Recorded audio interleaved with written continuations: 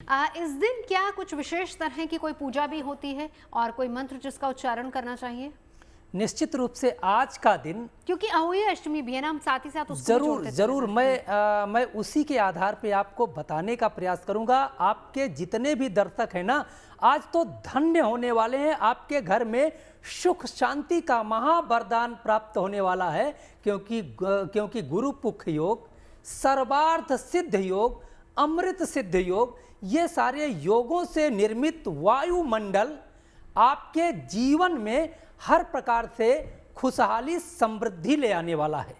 देखिए, आज के दिन यदि आप एक कलश लेंगे और कलश में गंगा जल रख लें, गंगा जल के बाद उसमें जल डाल लें और जल डाल के एक नारियल ले लें और नारियल को आप रख करके आप पूरब की ओर पीले रंग का आसन लगा के बैठ जाएं और उसके बाद भगवान लक्ष्मी नारायण का ध्यान करते हुए अब आपके सामने जो कलश रखा गया है ना, वो कोई साधारण कलश नहीं है, वह तो अमृत कलश है। अब आपको लक्ष्मी नारायण का ध्यान करना है। जो भी मंत्र आपको आता है वो मंत्र पढ़ सकते हैं। त्वमेव माता च पिता त्वमेव, यही पढ़ सकते हैं। नहीं तो ओम विष्णवे नमः या ओम नमो भगवते वासुदेवाय, इस मंत्र का 108 बार पाठ करके बिल्कुल आप उस कलश का हल्दी, चावल, रोली, फूल माला आदि से पूजन करके पूरा दिन रखें और अगले दिन 25 तारीख को उस कलश का जल अपने घर में यदि छींटा करेंगे तो निश्चित रूप से आपके घर की नकारात्मक ऊर्जा, जो भी अस्त व्यस्तताएं हैं, जो भी आपके घर में परेशानियां हैं, जो भी बीमारियां हैं, वो निश्चित रूप से इस अमृत के कण के जल से दूर बिल्कुल पॉजिटिव। अरविंद जी, अब आपसे ही जानना चाहेंगे, विनोद जी ने बहुत अच्छे तरीके से बताया क्यों अहम है गुरुवार के दिन इस नक्षत्र का पढ़ना, और कहा यह जा रहा है कि धनतेरस से पहले, धनतेरस से भी शुभ योग इस दिन बन रहा है। देखिए, ऐसा है कि जो यह योग है यह विशिष्ट योग है। गुरुपुष्य योग का अपने आप में विशेष महत्व है। महत्व यूँ है क्योंकि जो बृहस्पति ग्रह हैं वह बड़े ही सौम्य ग्रह कहे गए हैं। बृहस्पति की दृष्टि में अमृत होता है जैसे कि शनि की दृष्टि में विष होता है, उसी प्रकार बृहस्पति ग्रह की दृष्टि में अमृत होता है। और उस दिन यदि पुष्य नक्षत्र का जो है संयोग बन जाए, दिन बृहस्पतिवार हो और नक्षत्र पुष्य हो, तो वो अमृतमय योग बन जाता है। उस दिन आप किसी भी प्रकार का कोई भी कार्य अपना आप कर सकते हो। और जिसमें कहते हैं कि धनमग्निर धनम वायु धनम सूर्यो धनम वसु धनम इंद्रो बृहस्पतिर्वरुणो धनमस्विना। आप फिर से सुनिएगा, धनमग्निर धनम वायु धनम सूर्यो धनम वसु धनम इंद्रो विघ्नुर धनमग्निर धनम वायु धनम सूर्यो धनम वसु धनम इंद्रो बृहस्पतिर्वरुणो धनमस्विना। तो बृहस्पतिवार के दिन यदि यह पुष्य नक्षत्र का योग बनता है तो उस दिन धन धान्य की वर्षा आपके जीवन में सुनिश्चित रूप से होती है, यदि आपने जो है ऐसा कोई भी जो है थोड़ा सा समय निकाल के इस कार्य को किया या इस पूजन को किया। और वो कार्य आप कोई भी करें, उस कार्य में आपकी निश्चित रूप से सफलता होनी ही होनी है और उसमें सफलता आपको प्राप्त अच्छे से हो। बिल्कुल सकारात्मक दिन, अच्छा योग। लेकिन इस दिन आपको करना क्या है? आपकी राशि के हिसाब से अभी 6 राशियों के बारे में संजय जी ने भी बताया, वान्या जी भी हमारे साथ मौजूद हैं। वान्या जी, संजय जी ने 6 राशियों के बारे में बताया कि उनको क्या करना है, क्योंकि खरीदारी के साथ साथ कहा जाता है कि आप दान भी अगर देते हैं तो वो भी आपके लिए कहीं ना कहीं एक पॉजिटिविटी लेकर आता है, कृपा आप पर भी बरसती है। तो ऐसे में पहली 6 राशियों के बारे में बता दीजिए। अरविंद शुक्ला जी, इसके साथ ही साथ हम इस नक्षत्र गुरुपुष्य नक्षत्र की भी बात कर रहे हैं। आप बता रहे हैं कि कितना शुभ दिन ये है, धनतेरस से भी ज्यादा शुभ दिन इसको माना जा रहा है कि पहले अगर आप खरीदारी करना चाहते हैं। अहोई अष्टमी भी है, दोनों दिन बहुत अहम।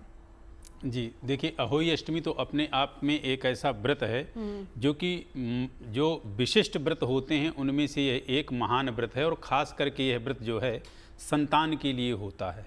संतान हमारी सुखद रहे, संतान की दीर्घायु हो, और जिनको संतान प्राप्त नहीं हो रही है उनको संतान की प्राप्ति हुई।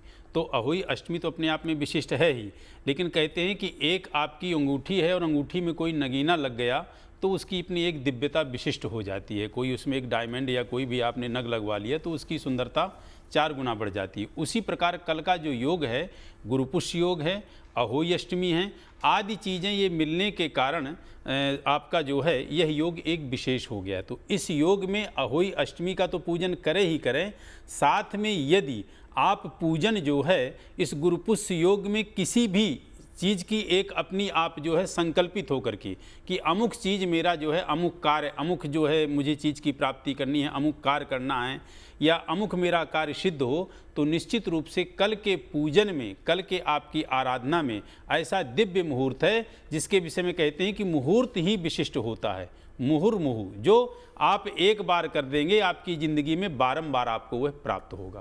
और तो उसका समय भी बताते जाइए सर। देखिए कल का समय तो लगभग पूरा दिन का ही आपका समय विशिष्ट है, क्योंकि जो नक्षत्र है, जो दिन है और जो आपकी अष्टमी तिथि है वह अपने आप में पूरे दिन जो है विशेष है। यानी किसी भी पहर, यानी प्रातःकालीन पूजा अर्चना करना सही रहेगा। प्रातःकालीन हो सके प्रातःकालीन कर लें, प्रातःकालीन से थोड़ा विलंब करते हैं तो वो भी आपका समय चलेगा, और सायंकालीन तो अपने आप में विशिष्ट है। प्रदोषकालीन समय के बराबर तो कोई महत्वपूर्ण समय होता ही नहीं। बिल्कुल, चलिए तो ये है। जो लोग, जो व्यूअर, जो दर्शक हमें देख रहे हैं, अभी से आप अपनी तैयारी कर लें कि आपको कल के दिन करना क्या है, क्यों इम्पोर्टेंट है ये दिन, और बहुत अहम और बहुत अच्छे योग इस दिन बन रहे हैं। लेकिन व्यस्त होते हैं बहुत सारे लोग, किसी के पास वक्त नहीं भी रहता है। अपनी व्यस्तता के बीच में भी कोई एक ऐसा कार्य बताइए जो इंसान कहीं भी रहकर कर सकता है। देखिए नवजोत जी, निश्चित रूप से आज का दिन मतलब कल का 24 तारीख का, ये ऐसे जो है इतने आसानी से नहीं आता है। इसके लिए बहुत इंतज़ार करना पड़ता है, और इस इंतज़ार को जितना आपने इंतज़ार किया है इसमें कुछ करिए। देखिए एक चीज़ नोट कर लीजिएगा, आपके द्वारा किया गया निश्चित रूप से कार्य, चाहे शुभ हो चाहे अशुभ हो, एक चीज विशेष है, इसमें अशुभता के कार्यों से बचना चाहिए, नहीं तो उसका फल 1000 गुना होकर के जीवन में अंधकार ला देगा, जीवन में दुख ला देगा। तो आज के दिन क्या करें, और यदि आपके पास टाइम नहीं है तो क्या करें। लेकिन एक छोटा सा उपाय मैं देता हूं उनके लिए जिनके बच्चे थोड़ा सा पढ़ने में ढीले हैं, जरूर करिएगा, बहुत आसान उपाय है। आज के दिन प्रातःकाल केले की जड़ लेकर के ओम ब्रीम बृहस्पतये नमः इस मंत्र का पाठ करके छोटी सी जड़ काट ले, और काट कर उसे हल्दी में डाल करके भगवान विष्णु नारायण के चरण कमल में आप अर्पण करके उसे किसी चांदी की लॉकेट में डाल के पहना दें। आपका बच्चा निश्चित रूप से ज्ञानवान होगा। ये बहुत अच्छी टिप आपने दी है, बहुत बढ़िया टिप दी है। अगर आप मुझसे जुड़ करके अपनी समस्याओं का समाधान चाहते हैं और चाहते हैं कि आपकी समस्याओं को ज्योतिष के माध्यम से सुलझाया जाए, तो आप हमसे संपर्क कर सकते हैं, जुड़ सकते हैं एस्ट्रो तक पर।